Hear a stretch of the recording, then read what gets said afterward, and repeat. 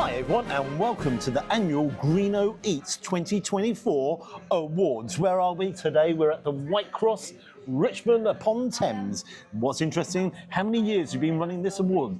This is the very first year. Okay, we'll start again. This is the first year of Greeno's Awards. Straight on to the categories. How are you, by the way, old chap? I'm very, very well. How are you? Yeah, living the dream. Before we start, is there any right to say cheers? Cheers, yeah. Cheers all of you guys too. So I'm your presenter for the day, for the evening or the afternoon or the morning, whichever time you're watching. Straight into the first category, the best breakfast of 2024. Ooh, okay. We have three choices, three nominations, in no particular order. The full Welsh breakfast at the Welsh House in Swansea. Ooh. The Hungarian rustic breakfast at the Budapest Cafe in Bristol. Palo's Cafe in Acton, London. Over to you. Ooh, I know one of them. Three really good choices there, actually. Different breakfasts.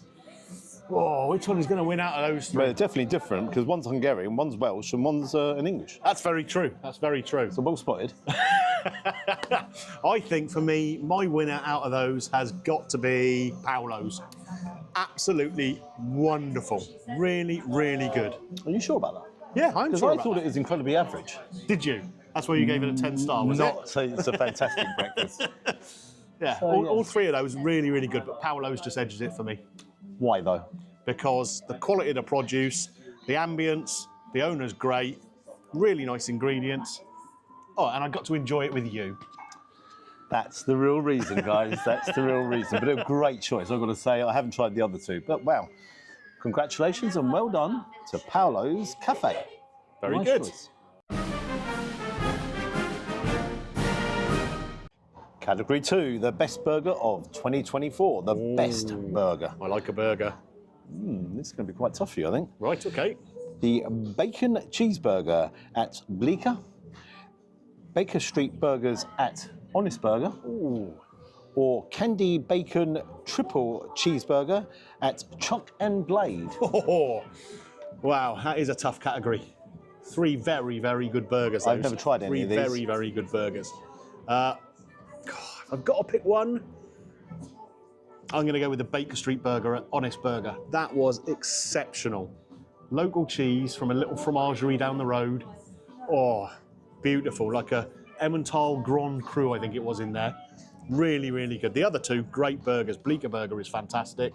It was what, an Emmental? Who? Emmental Grand Cru. Ooh, he's showing off a bit there, isn't he? I just remember it off the menu. But yeah, that was really, really good. I think that's got to be my favourite burger I've had this year. Well, fair play. Congratulations to the Baker Street Burger at Honest Burger. Well done to them. I tell you what, I'm picking up some tips here. So I might be, I'll be pinching them a bit later on. Yeah, yeah. Time for you to start copying me, probably, isn't it? Okay. Now this one is. Sorry.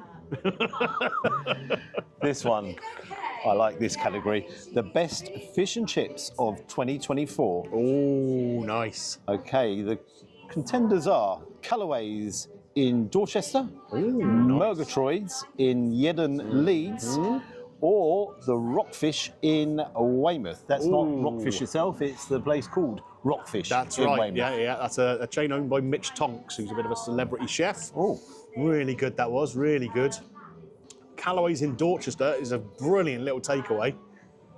But for me, yeah, it's got to be Murgatroyd's. I think that's the best fish and chips I've had this year. The beef dripping chips. Oh, man alive, they were good. Good job. Absolutely exceptional. You've been there, I've been there. I thought it's absolutely fantastic. Yeah. Really, really good. However, I'm just going to be a bit controversial here and put your comments below there. I think he needs to go to Anstruther. Now, in fairness, okay, I thought that was up there. That was awesomely good. Like I say, Murgatroyd's I thought was fantastic. I haven't tried the other two. However, I do think Greeno needs to, get in the car, drive up there. I mean, in fairness, it's only 9.5 hours drive. I drove up there. Let's not wimp out here. So please put it in the comment section below. Do you think Greeno should be going all the way up to Anstruther and giving that a try? Sounds like a plan to me. I gave that a 10-star, by the way. So yeah, wow. Yeah, well, maybe that's for next year then. I think that's a plan. The next category, Best Cafe Independent. Ooh. 3 nominations again. Okay. Jim's Cheesecakes in Wimborne. Oh, yes, okay. Smoky Mo's Pub. Spud. Pud. What's your writing like? Spud Shack in Bournemouth, or the Grazing Cow in Bridgeport. Do you know what? That's 3 very, very different options on there. So Jim's Cheesecakes is a great little cafe, great cheesecake, lovely coffee. That's where I did my food challenge in there, actually. All right. Trying to eat a massive baguette and failing. Oh, I saw that. Yeah. That was funny, actually. Yeah. Smoky Mo's Spud Shack, a bit like Spud Man, but much better. But he's from Dorset, you see. Smokes all his own meat for his potato toppings and all that sort of stuff. Really good. And the Grazing Cow was a great, great little place. I've stopped to on the way to Cornwall. So, tricky one. For me, I think Jim's Cheesecakes is going to win that one. Wow. Really, really love that place. The cheesecake, seriously, it's worth you driving down from up here, down there, just to try the cheesecake, in my opinion. Well, I've got to say, Jim, congratulations. I'm going to send you my address, and if you can send me some cheesecake, I'd love to try it. Congratulations. Congratulations to all 3, because independence, Yeah, absolutely. You know, it's a tough environment out It there is, for them, it isn't is. And they're all doing a great job. Really, Yeah. really good. Well done to all 3. Yeah. Wow. Absolutely fantastic. Wow. Here we go. The International Award for the best meal outside of the UK. Nice. Of course, yes. I've just read them now, because obviously you've been around Europe, haven't you? I have, yeah. So I've been, I went over to Ireland, I went to Hungary, Slovakia, Austria, France. Wow. Here, there and everywhere. Okay. Contenders are goulash in the John Bull pub in Hungary. Oh, yeah. Steak and chips in the Belvedere Dome, France. Nice. Beef and Guinness stew at the Brazen Head in Dublin. I know that pub. I've not actually eaten in that, actually. Oh, that you should go there. Next time you're in Dublin, just go and try the beef and Guinness stew. It is next level. Really good. I'm well up for that. Yeah, you started already. You just need some beef to go with it now. The steak and chips, that was a place, beautiful view over the Dordogne, just sat out on a terrace. Cracking steak cookery. The goulash in the John Bull pub, though. You know, I like my Hungarian food, as you know. Do, yeah. It's got to be that, I think. I had that alongside a beautiful piece of what they call gypsy pork over there, which is pork just cooked in paprika, grilled on a thing with onions and all sorts of stuff. Oh, man, next level food. So, yeah, for me, International Award, John Bull pub in Győr in Hungary. Is that how you pronounce it? Yeah. Did you notice I missed that off as well? Yes, you did. I missed that off because you know me, I can't pronounce anything. However, all you subscribers from Ireland, please don't unsubscribe. I will definitely try that beef and Guinness stew in the Brazen Head in Dublin, and yeah. Yeah, I think you'll like that. It's really good. Really good. Okay. On to the next category. We've only got 2 left. Only 2 categories left. I know. What I will say also, down in the comments, if you guys have got suggestions for who might win any of these categories next year, put them down below and I'll see if I can get to them. You never know, your suggestion might just get on the list. Okay, the best meal of 2024. Ooh. Oh, I'll tell Okay. you what, you're showing off now. You're 4 of them down here. 4. There's 4 options. Yeah. Make me do more work. Okay, here are the contenders. Blacklock in Covent Garden, Oh, that was lovely. Yeah. Found in Dorchester, Yes. The Kitchen by James Martin in the New Forest, Right. Cafe Rojano, have I said that right? I think it's Rojano, isn't it? Rojano, I was just testing, by Paul Ainsworth in Padstow. 4 very, very strong contenders. I mean, I've eaten well this year, it has to be said. Those 4 were absolutely cracking, all for their own reasons. Got to pick one, though. Only Got to one. pick one. You made it harder for yourself by choosing 4, haven't you? I know. I think... I'll tell you what, Go on. how about saying what is your favourite and then your second favourite? Because there's 4 there. All right, so we'll have a silver medal. The silver medal... Well, hang on. Everything's got to stop for a second. Heater's gone off. Uh-oh. Can't have that. Press the button. Push the button. The host has to do his own tech work. What's going on here? It's like Okay. some shoddy amateur production. Exactly. So what's your second choice out of The them? second choice out of them is going to be Blacklock in Covent Garden. Do you know what? I really, really enjoyed that. A great big pile of grilled meat, lovely breads underneath. You look shocked that I haven't put that in first place. I'm absolutely stunned. I do you know thought what? that was awesomely good. It's amazing. Well, yeah, I know you've eaten there, and it is fabulous. It really, really is. That comes second, because the first place has got to go to Found in Dorchester. How did you find it? I just sort of walked down the road and there it was. Wow. Yeah. It's a little independent place. Sadly announced that it's actually closing at Christmas. So let's get this right. You've done a review and they've closed down. Pretty much, yeah. Okay. I don't know what that's influence for you. Well done, Greeno. So if anybody wants me to come and review them next year, be aware it might be a kiss of death.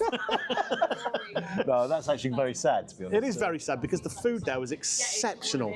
Like, they had in the dessert, it was like an apple crumble and custard, which sounds pretty boring, but they aerated the custard and made it almost into a custard mousse. And I tell you what, that is one of the best things I've ever eaten. Just custard with air in it. But it was just like such a clever little idea and it transformed it. Beautiful cookery.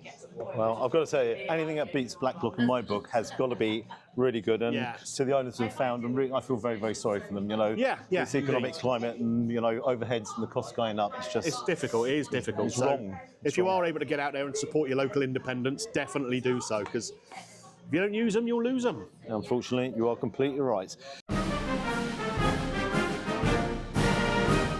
And on to the last category. Right. Oh, dear me. Oh.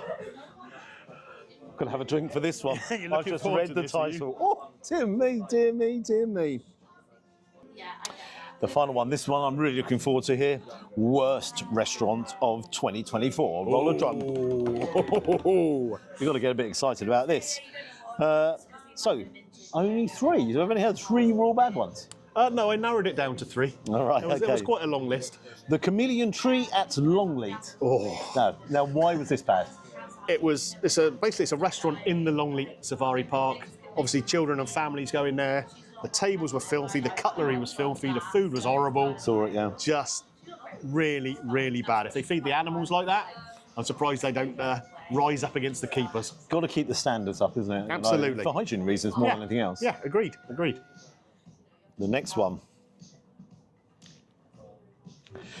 Gordon Ramsay, Bread Street Kitchen. Now, this was undoubtedly the biggest waste of money this year.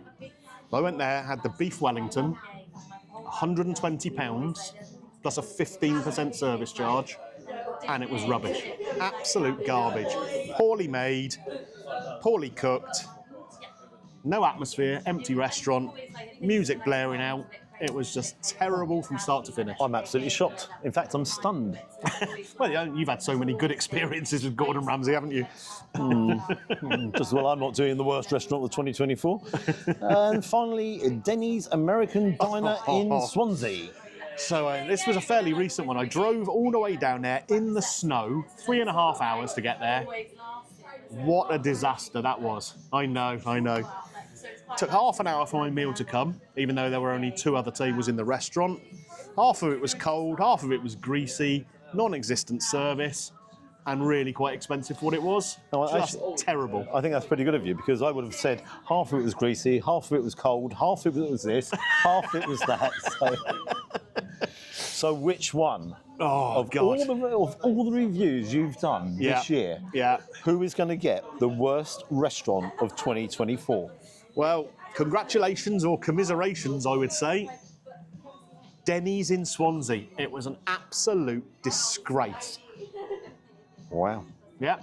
Beats Gordon Ramsay. Gordon Ramsay's was terrible and expensive. Beats Longleat as well, even though Longleat probably could have killed me. Denny's was a disgrace. Wow. Well, let's not concentrate on the worst. Let's concentrate on the best. Some great restaurants out there, isn't there? Yeah, absolutely. Yeah, I've had a blast reviewing this year. A really good time. Eaten mostly very well. Not always very well, but mostly. There's some good people out there doing some really good things, and long may that continue. Now, guys, if you've got any recommendations that you can help Greeno out with in 2025, put it in the comment section there. Yeah. Really help you out. Definitely. Or even better, send them to me on Instagram or on email so Gary can't read them and nick them for himself. Don't worry, guys. You can keep the worst ones. That's that one. But I'm going to keep all the best ones, because that's it.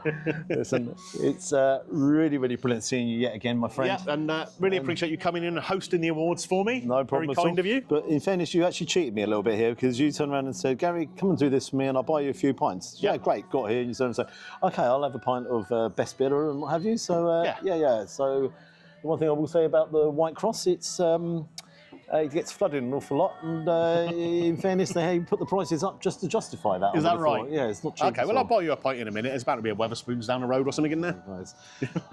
Really nice seeing you. Yeah, and thank you all for all your support throughout 2024. It's been great getting to know you all, and hopefully you'll join me along for the ride in 2025. Excellent stuff. Bye-bye.